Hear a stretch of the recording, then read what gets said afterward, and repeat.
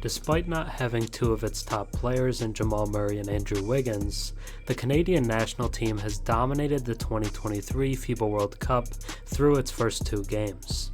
The team is led by NBA superstar Shai Gilgeous-Alexander and Knicks wing RJ Barrett, as well as getting some fire and toughness from Dillon Brooks. They finished today's game with a 55-point victory over Lebanon, 128-73. This comes after a 30-point blowout of France in their opener, who many thought would be one of the best teams in the tournament. RJ Barrett led the team with 17 points against Lebanon in what was a balanced attack for Canada. 9 players scored in double figures. It was a quieter game for Shai, who had 27 points, 13 rebounds, and 6 assists in the opener against France. The team's starting lineup of Shai, Barrett, Dillon Brooks, Kelly Olynyk, and Dwight Powell is undoubtedly one of the best in this World Cup, and right now they look like the favorite to win gold.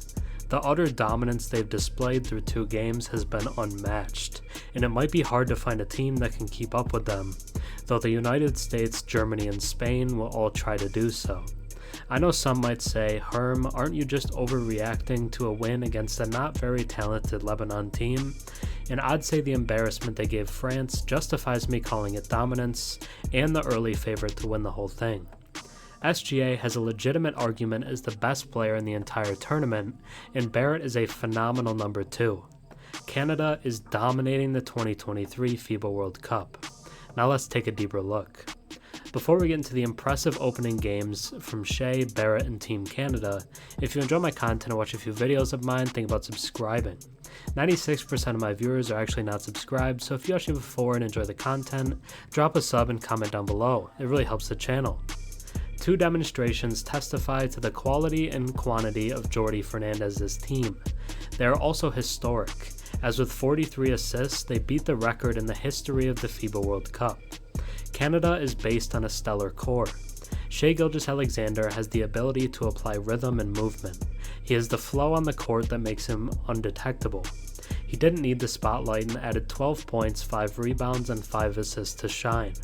He was joined by RJ Barrett, who was quite bad against France, with a repertoire of verticality and accuracy for 17 points. But who can compete with Canada? Few teams will reach that height. The United States, Spain, and Germany look likely to do so, based on the World Cup preparation and performances. Lebanon is certainly not one of them. As much as the Indonesia arena looked like a little Beirut for the number of people who come to their games, Jad Al-Hajj's team were overwhelmed from the first quarter. They led 6-5 early on, but from then on it was a monologue. RJ Barrett finally showed up at the World Cup with a tremendous dunk and an open 3-pointer. Shai Gilgeous-Alexander joined in, building his MVP candidacy with 2 individual actions in which the NBA-loving crowd broke into applause. Jordi Fernandez also took the opportunity to showcase another of Canada's secrets, the depth of its roster. "We have a superstar, but also other great players," he said. And they implemented a dictatorship of the 3-pointer.